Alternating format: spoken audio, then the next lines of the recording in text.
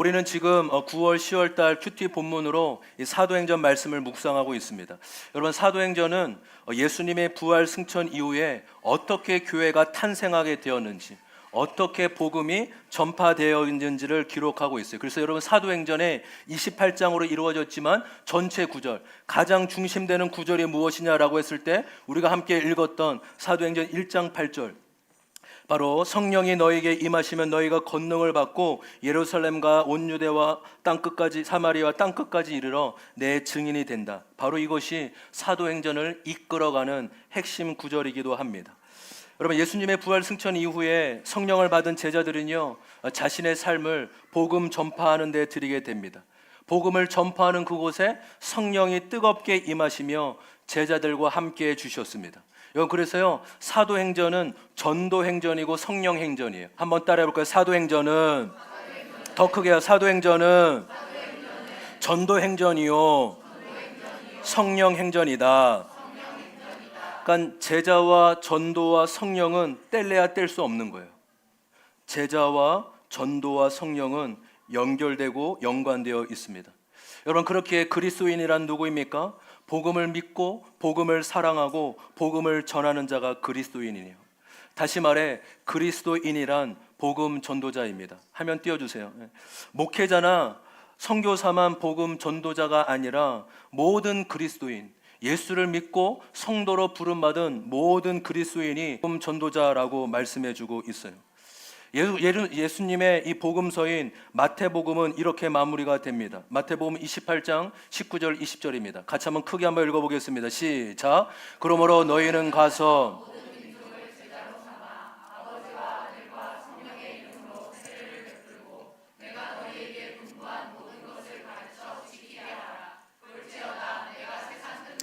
너희와 항상 함께 있으리라 하시니라. 아멘.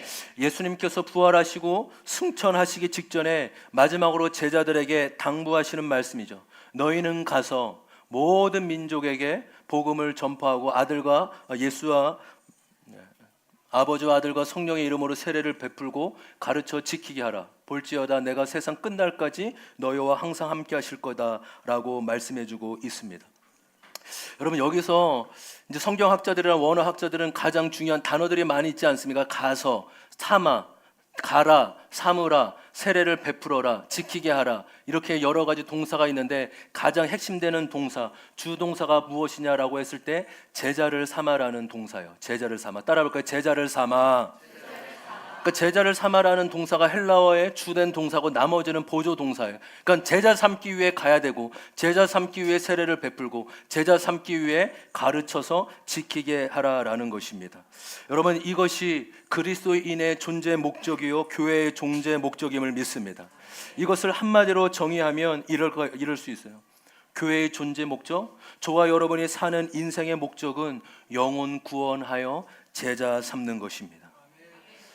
교회가 세워지고 교회가 존재하는 목적은 다른 것이 아니라 영혼을 구원하여 제자 삼는 것이에요. 그래서 우리가 끊임없이 구속사로 끊임없이 외치는 구원과 거룩이 인생의 목적이 되어야 된다라는 사실입니다.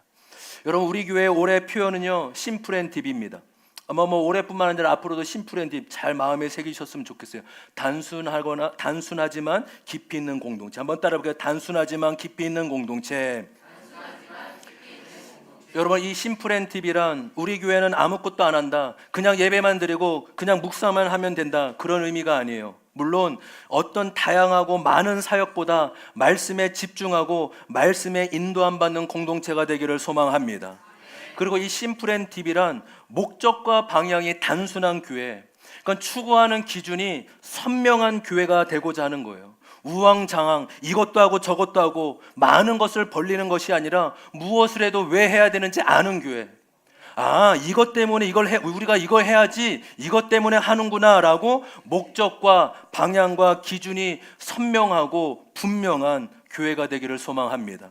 그게 심플앤팁에 담겨져 있는 의미예요. 여러분, 교회 안에도요, 많은 사역과 섬김들이 이루어집니다. 공동체는 유기적인 생명체와 같기에 정말 많이 돌아가고 많이 움직이게 돼요. 여러분, 어제 하루 토요일만 하더라도요, 우리 청년들 여러 명이 나와서 교회 청소하고요, 또 VIP 선물 아마 한 포장하는 데만 한두 시간 걸렸을 거예요.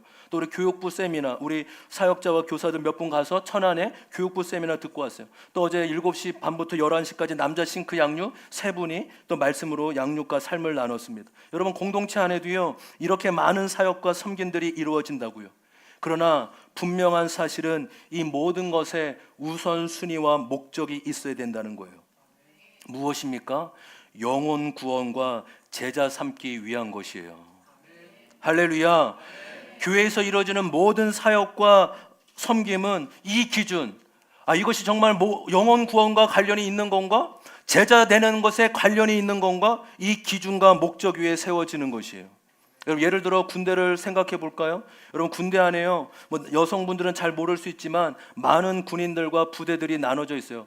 총을 쏘는 소총 부대만 있는 것이 아니라 물품을 공급하는 보급부대, 군인을 싣고 나르는 운정병, 또 행정과 문서를, 행정병이라고 있거든요, 사무실에. 그 사람은 아마 2년 동안, 1년 6개월 동안 총 한 번 못 쏘보는 군인들도 있어요. 왜요? 문서 작성하느라고, 체계 작성하느라고 그것만 하고. 또 병사의 건강을 책임지는 치사병 등 다양한 보직과 부서가 있습니다. 여러분, 이 모든 조직들이 무엇을 위해 존재할까요?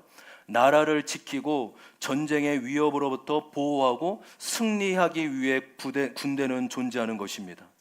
여러분, 치사병이 만약 이 목적 잃어버리면 밥하는 게 얼마나 힘들까요? 내가 밥하러 이 고생하러 여기 부대 왔나? 내가 이 더운데 땀 흘리고 추운데 진짜 추위에 떨면서 밥해야 되나? 여러분, 병사의 건강을 책임져 나라를 지킬 수 있도록 하는 게 치사병의 역할이고 사명이지 않겠습니까? 교회의 목적은 영혼 구원과 제자 삼는 것에 있음을 믿습니다. 아무리 다양한 좋은 시스템, 아무리 좋은 일, 저는 우리 교회가 아직 국률 사역, 어려운 사람 돕고 이런 거 아직 못하고 있어요. 분명히 하고 싶고 해야 됩니다, 교회는. 근데 여러분, 교회는 선행을 베푸는 게 교회가 아니에요.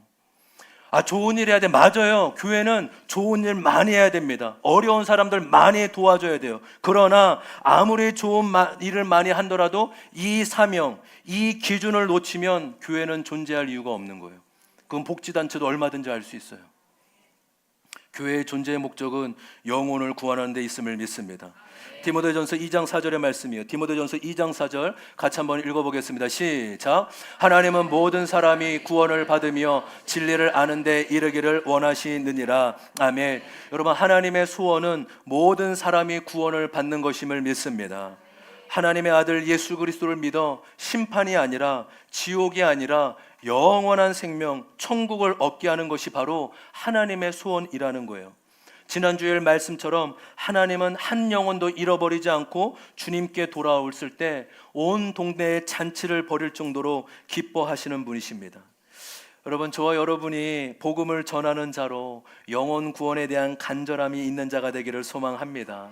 나만 예수 믿고 끝나는 자가 아니라 주변 사람들에게 예수를 전하고 구원하러 인도하는 자가 되길 축복합니다. 누군가는 이렇게 생각할 수 있어요. 목사님, 지금 저 먹고 살기도 바쁜데 제가 누구를 책임져요? 나도 힘들고 나도 벅찬 일이 많은데 누구를 돕고 인도합니까? 이렇게 생각할 수 있습니다. 여러분, 그런데 분명한 사실은 저와 여러분은 하나님 아버지를 알고 있다는 사실이에요. 하나님이 찾아와 주셨고 만나 주셨기에 지금 이 자리에, 이곳에 있을 수 있는 것입니다. 아무리 힘들고 어려워도 하나님을 아버지라고 부를 수 있게 된다는 것, 이것이야말로 은혜 중에 은혜임을 믿습니다. 그럼 여러분, 저와 여러분은 이미 최고의 은혜를 받은 거예요. 하나님, 저는 복 받은 거 없는데, 은혜 받은 거 없는데 은혜 좀. 아니에요. 저와 여러분은 이미 하나님을 아버지로 소유하게 되었고 하나님을 아버지라고 부를 수 있는 은혜 중에 은혜를 받은 자임을 믿습니다. 때로는 힘들고 넘어지고 고난이 임하더라도, 그래 맞아, 예수님께서 나의 모든 죄를 위해 십자가에 대신 죽으셨지, 예수님의 십자가가 나를 위한 것이지 라는 믿음을 주님께서 허락해 주셨고 베풀어 주셨습니다. 여러분, 예수의 이름으로 생명을 얻었고 구원을 얻은 것이죠. 누가복음 15장 31절 말씀 볼까요? 누가복음 15장 31절입니다. 다 함께 읽겠습니다. 시작. 아버지가 이르되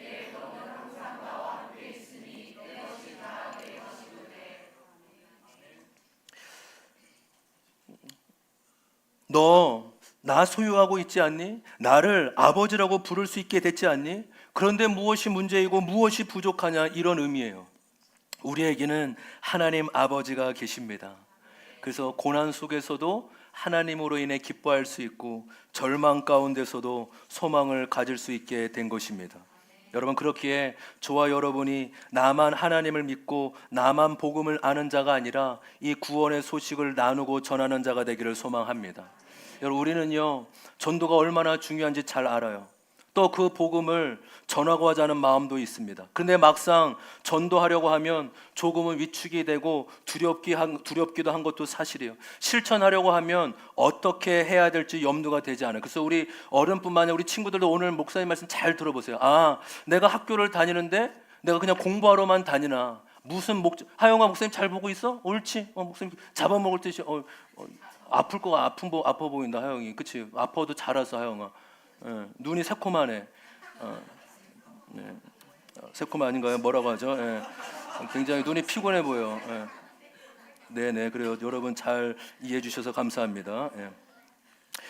전도하고 복음을 전하고 하자는 마음도 있는데 엄두가 안 되는 거예요. 때로는 두렵고 위축되고 떨리기도 합니다. 여러분, 이것은요, 어쩌면 우리가 가지고 있는 전도에 대한 일반적인 오해일 수 있기 때문에, 우리는 전도하면 거리에 나가서 모르는 사람에게 복음을 전하는 것으로 생각해요.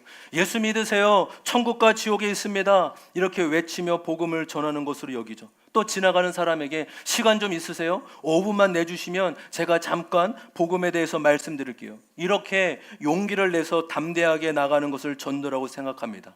물론 여러분, 그것도 귀한 전도죠. 그러나 전도가 다 그런 방식으로만 전해지는 게 아닙니다. 전도는요, 여러분, 특별 활동이 아니라 일상이 되어야 돼요. 전도는 프로그램이나 행사가 아니라 믿는 자의 생활 방식이 되어야 될 줄 믿습니다. 전도는 저는 이렇게 정의하고 싶어요. 제가 우리 2년 전인가 우리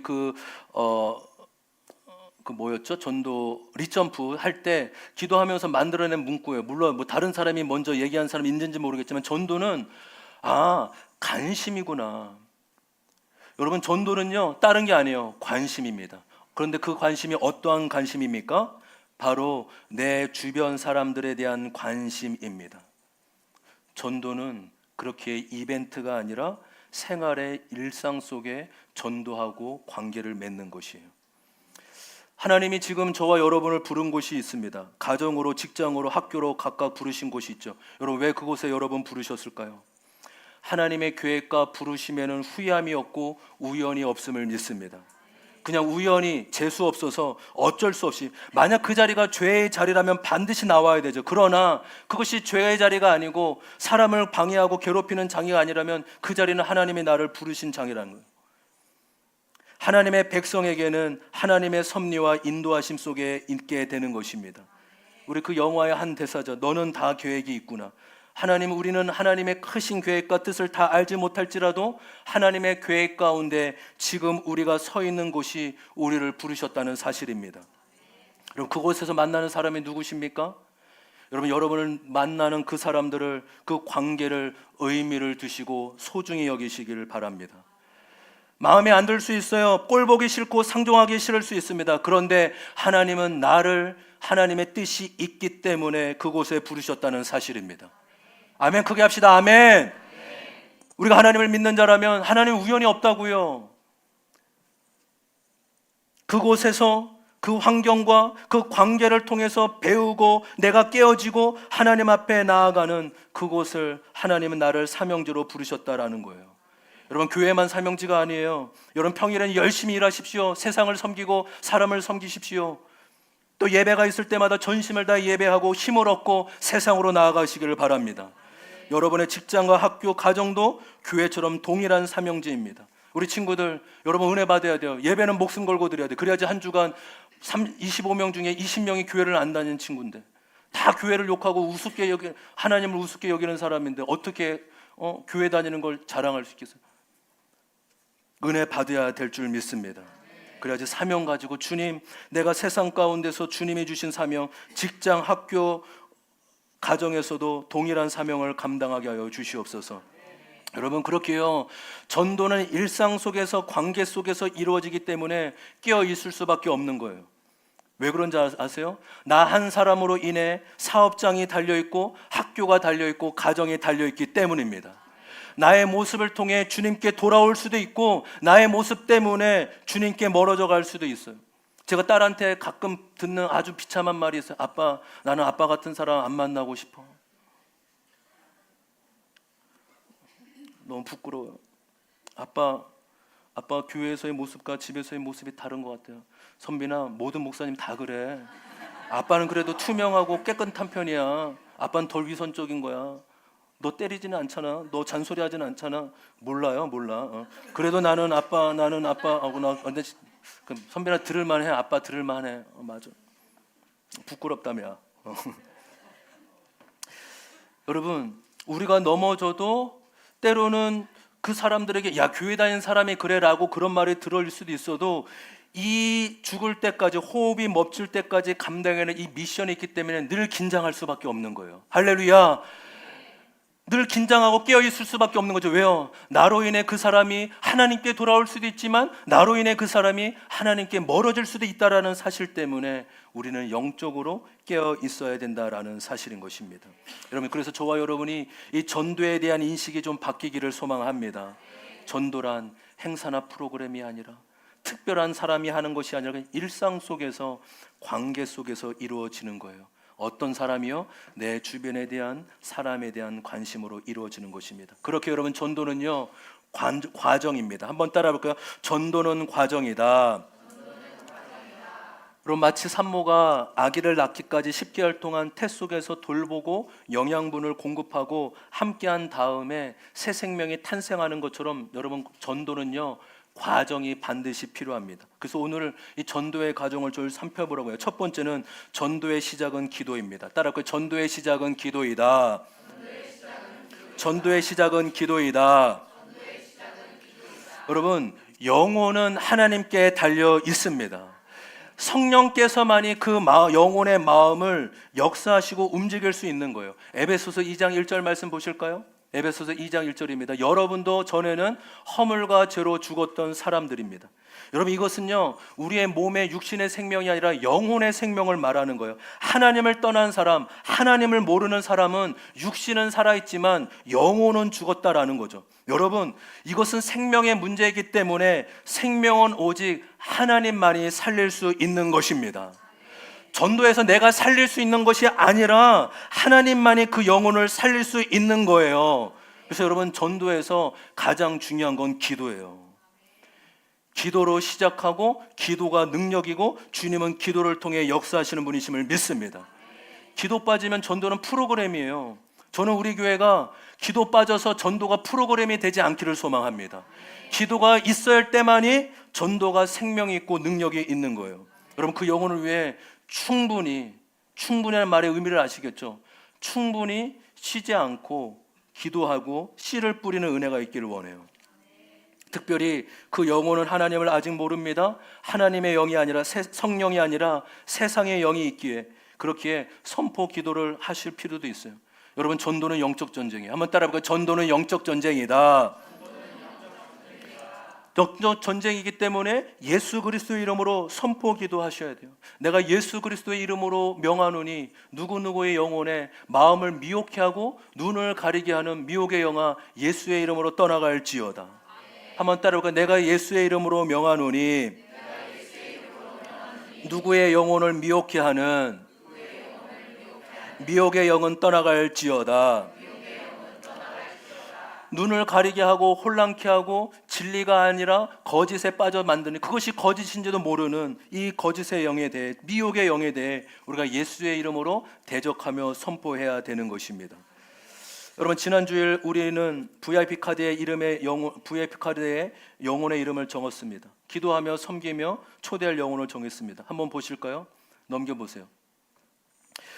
섬기고 품을 수 있는 이웃이 있습니다. 더 많지만 네 번째 한 번 더 볼까요?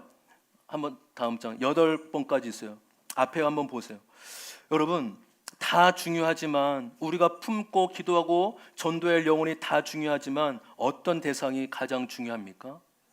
1번과 2번, 3번 영혼 아니겠어요? 왜요? 매일 보는 나와 가장 가까이 있는 사람들이에요. 오늘 본문 말씀에 어디까지 복음을 전하라고 하십니까? 바로 땅끝까지입니다. 내가 있는 곳만이 아니라 땅끝까지 이르러 복음을 전해야 될 줄 믿습니다. 우리 교회만 중요한 게 아니에요. 여러분, 저와 여러분은 우리 교회만이 아니라 다른 교회를 위해 또 열방을 위해 기도하며 복음을 전하길 원합니다. 근데 여러분, 정말 땅끝이 어딘지 아십니까? 바로 지금 내가 서 있는 곳이 땅끝이라는 사실이에요. 지구는 둥그니까 자꾸 걸어 나가면 노래잖아요, 그렇죠? 결국 다시 제자리로 돌아와요. 그러니까 땅끝은요, 이슬람, 무슬림 지역도 땅끝이지만 지금 내가 서 있는 그곳, 가정, 직장, 사업장, 학교가 땅끝인 거예요. 여러분, 오히려요, 천하를 다니며 복음을 전하는 게 쉽습니다. 내가 아는 사람, 가족에게 복음을 전하는 게 얼마나, 저는 우리 가족과 친인척이 거의 대부분 다 믿으시지만 알아요. 가족을 믿지 않는 가족을 섬기고 전도하는 것이 얼마나 힘들고 많은 섬김이 필요한지 저는 잘 알고 있어요. 그렇기에 최고의 땅끝, 최고의 선교지는 가정이요, 부모요, 자녀입니다. 거기가 사명지예요. 우리 같이 옆 사람 좀 축복해 줬으면 좋겠어요. 당신이 지금 있는 곳이 땅끝입니다. 당신이 지금 있는 곳이. 할렐루야. 주님이 반드시 해주시면 또 우리도 분명히 내가 해야 될 것이 있다라는 거예요. 그래서 이렇게 가족, 또 혈연, 그다음 생업, 나를 부르신 사업장, 날마다 보는 직장과 동료, 또 업무상 만나는 고객 넘겨보세요. 때로는 어떤 사람은 주변에 전도할 사람이 없다고 합니다. 여러분, 마트 가세요, 안 가세요? 가시죠. 여러분, 세탁소, 음식점, 커피숍 가십니까, 안 가십니까? 다 가잖아요. 유치원 선생님을 만날 때도 있고 친구 엄마를 만날 때 있잖아요. 우리 주변에 얼마든지 접촉할 영혼이 있어요. 그래서 나는 전도할 사람이 없어요. 여러분, 목사인 저도 믿지 않는 사람이 주변에 있어요. 의도적으로 접촉점을 찾아 다가가는 거예요. 따라 볼까요? 의도적으로 접촉점을 찾아 다가간다. 관계를 만드는 거예요. 그리고 접촉점을 찾아 다가가 섬기는 것입니다. 여러분, 저와 여러분이 기도하며 영혼을 품고 전도하기를 바랍니다. 우리가 수요 예배 때, 목장 예배 때마다 내가 품는, 목엄들이 품는 VIP 이름을 부르며 기도하십시오.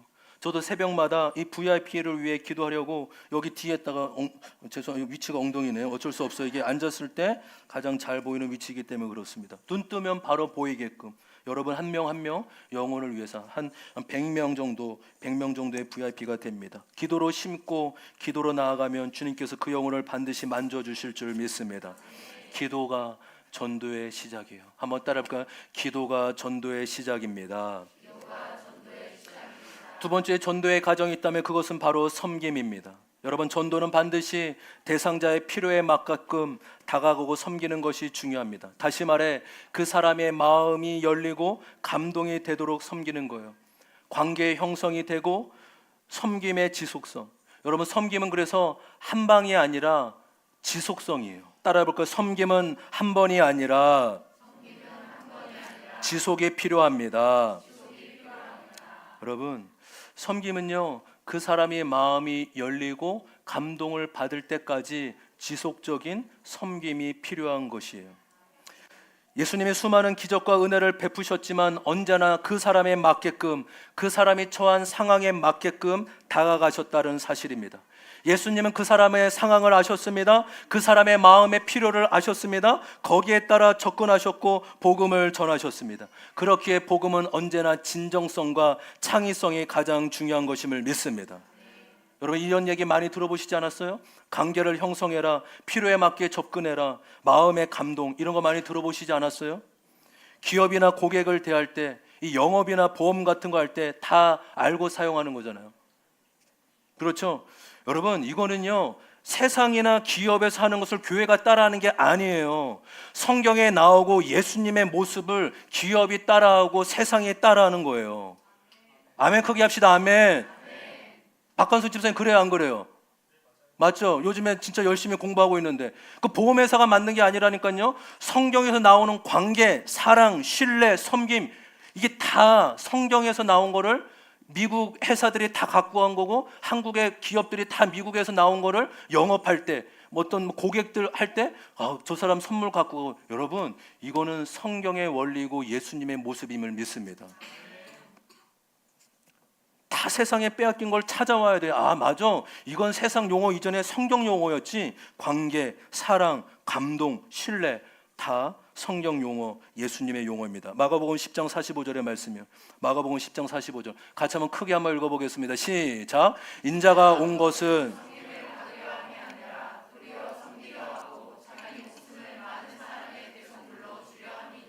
아멘. 예수님의 삶의 모습이 바로 이 땅에 오셔서 수고와 섬김의 삶을 이 땅 가운데서 사셨습니다. 저와 여러분을 부르신 그곳에 여러분 섬기는 자로 나아가기를 소망합니다.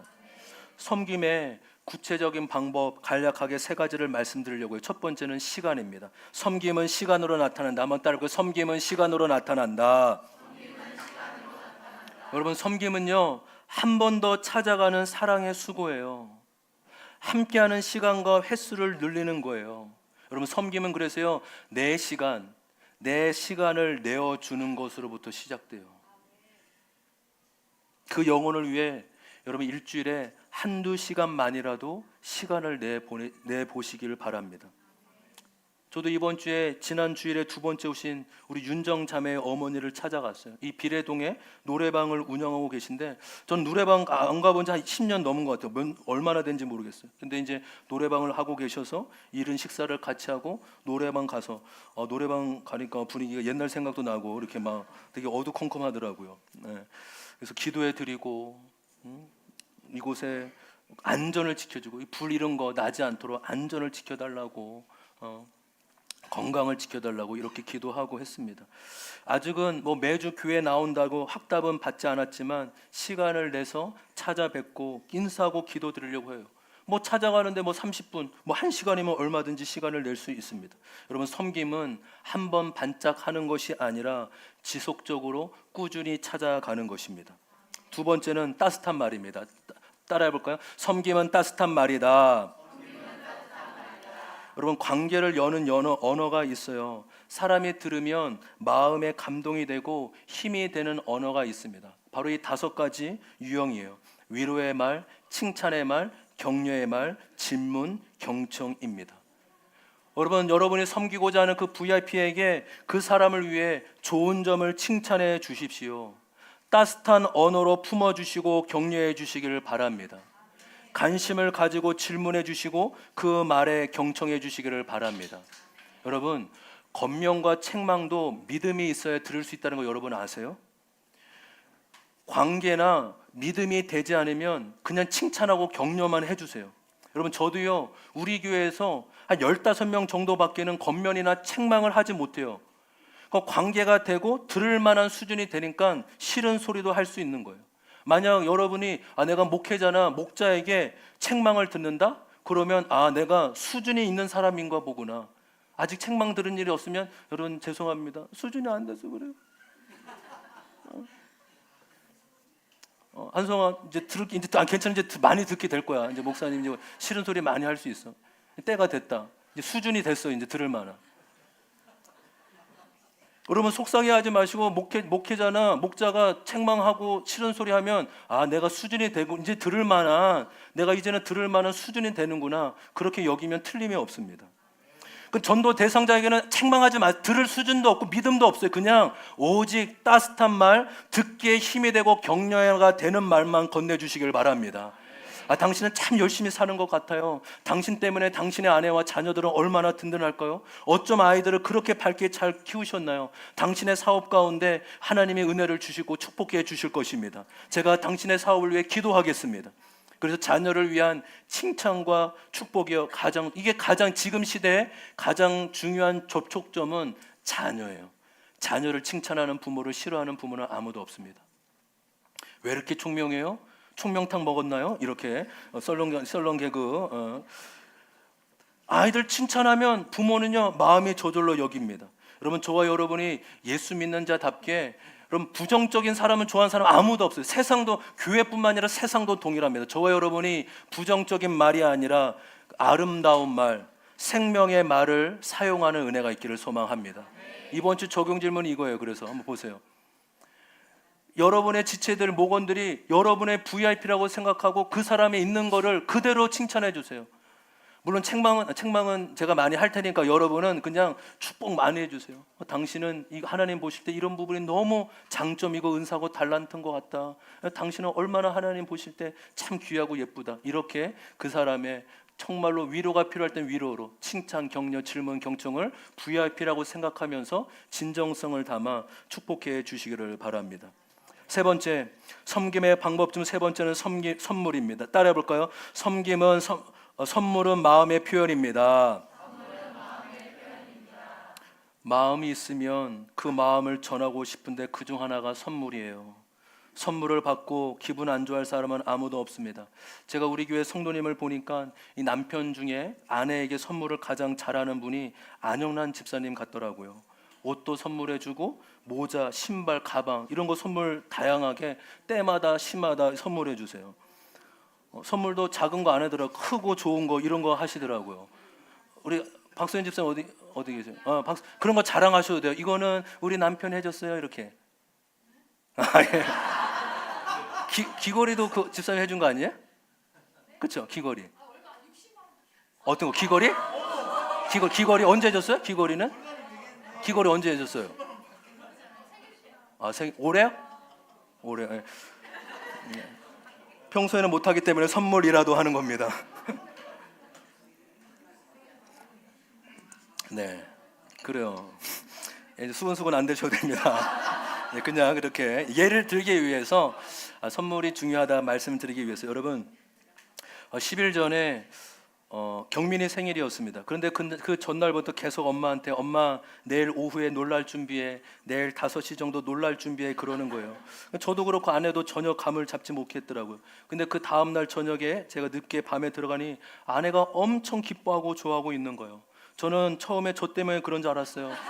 제가 와서 저 얼굴 보고 좋아하는 줄 알았었는데, 근데 그게 아니라 몇 시간 전에 경민이가 꽃을 사왔다라는 거예요. 자기를 낳아주고 키워줘서 너무 고맙다고. 예.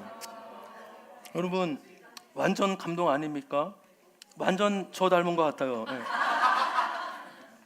꽃집도요 몰래 갔어요. 몰래 얘기도 안 하고. 근데 5,000원 밖에 없어서 5,000원짜리 꽃이 있는지 알았나 봐요. 근데 그 사장님이 5,000원짜리 꽃은 없다고. 그래서 아내한테 이렇게 전화해서, 제 아내한테 전화해서 뭐 이렇게 사정 얘기하니까 그러면 10,000원짜리, 그래서 5,000원 가지고 10,000원짜리 그 꽃을 받아서 엄마한테 선물해 준 겁니다. 여러분, 그 선물이 감동되지 않겠어요? 여러분, 선물의 종류는 참으로 다양할 것입니다. 전화와 문자 메시지. 여러분, 생각날 때, 기도날 때마다 주신 마음에 따라 연락하시고 관심을 전해 주십시오.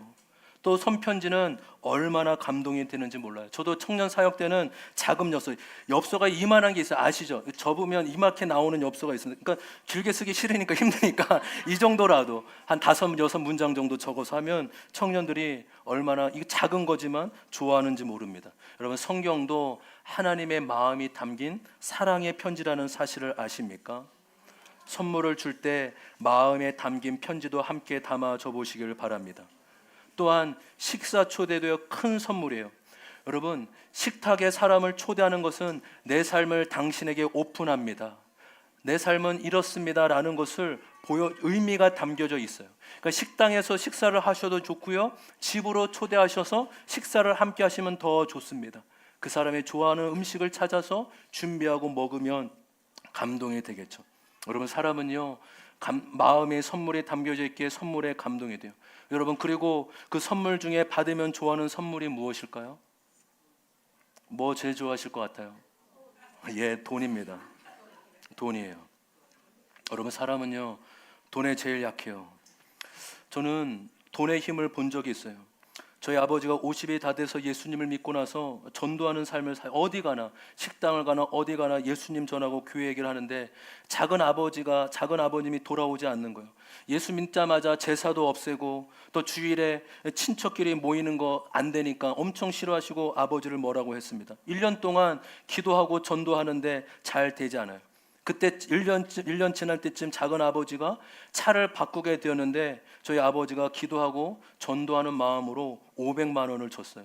아마 20년 전이니까 얼마나 큰 돈이겠어요. 예수님 믿었을까 안 믿었을까요? 그 주에 믿었어요. 그 주에 그 돈 받고 교회 가고 예수님 믿었어요. 신앙생활 하고 지금도 하고 계십니다. 그러니까 돈 때문이기도 하지만 그 돈 안에 담긴 이 500만 원 뭐 큰 돈이잖아요. 형님의 그 간절한 마음을 알았기 때문에 교회 다닌 거 아니겠어요? 세상 사람들은 성공하기 위해 돈을 법니다. 잘 먹고 잘 살기 위해 돈을 법니다. 그러나 예수 믿는 사람은 섬기기 위해 돈을 벌어야 될 줄 믿어요. 흘려보내고 베풀기 위해 돈을 버는 거예요. 저는 돈이 많다고 잘 섬기는 거 아닌 거 알아요. 그러나 목적이 분명하다면 주님, 제가 더 잘 베풀고 잘 흘려보내기 위해 돈을 벌고 싶습니다. 영혼을 풍성히 섬기기 위해 사업을 하고 싶습니다. 하나님께 소원하셨으면 좋겠습니다. 저는 우리 성도님의 사업장 10군데 정도가 있는데 주 안에서 잘 되는 은혜가 있었으면 좋겠습니다. 왜요? 하나님이 주신 물질을 가지고 잘 흘려보내고 잘 섬기는 바라는 마음 때문에 그래요. 저에게는 설렁탕을 사주셔도 되지만 VIP를 위해서는 스테이크 같은 거 사주세요. 하나님께 그걸 소원하셔야 돼. 떼써야 돼. 하나님, 내 삶에 풍성한 은혜가 있길 원해요. 단지 내 가정, 내 자녀 잘 먹고 잘 살기 위한 것이 아니라 교회와 영혼과 수많은 영혼을 섬기기 위해 주님, 우리의 사업장을 붙잡아 주시고 지혜와 능력을 베풀어 주시옵소서. 우리 교회를 개척한 제자들 교회 11조를 매월 1,000만 원 넘게 하시는 분이 계세요. 귀한 것은 그분이, 성도님들은 그분이 누군지도 모른 거예요. 한 번도 자신의 이름을 드러낸 적이 없어요. 우리 교회 개척할 때도요, 그분이 저에게 목사님, 교회 필요한데 물품, 성물이라고 하죠. 성물, 필요한 물품 사세요. 사신 다음에 영수증 가시고 저 주시면 됩니다. 제가 다 사고 싶었지만 그 양심이 있잖아요. 그렇죠? 의자랑 몇 개 이렇게 해서 한 700만 원 정도 후원해 주셨어요. 근데 한 번도 내색해 본 적이 없고, 여러분 너무 귀하고 멋지시지 않습니까? 여러분, 우리는 베풀고 섬기기 위해 돈을 벌어야 될 줄 믿습니다. 우리 학생들 잘 들어요. 왜 공부하고 왜 열심히 살아야 되는지 알아요? 우리 친구들 성공하고 잘 살기 위함이 아니에요. 다른 사람들 돕고 섬기기 위해 공부하는 거예요. 우리 학생들 따라해 보세요. 다른 친구들 섬기기 위해 공부해야 된다.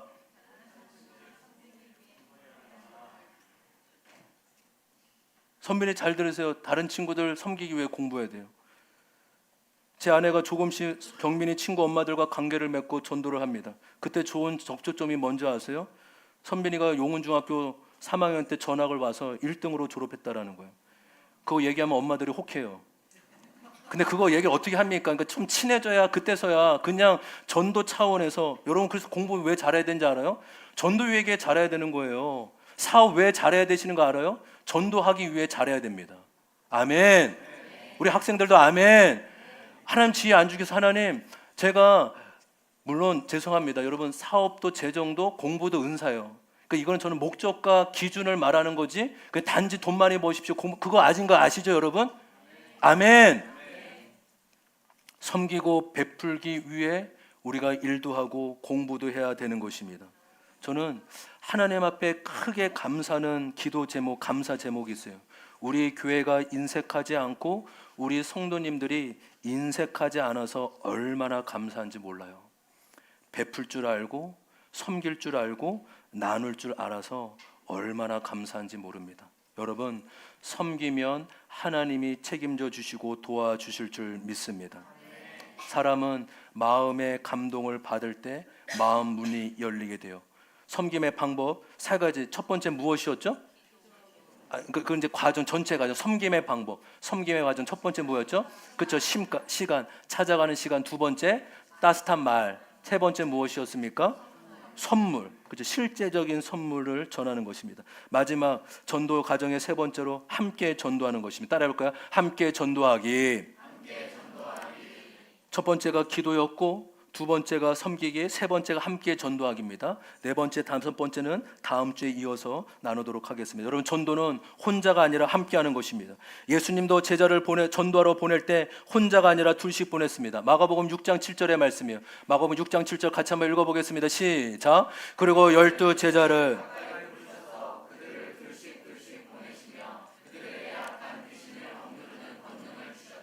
아멘.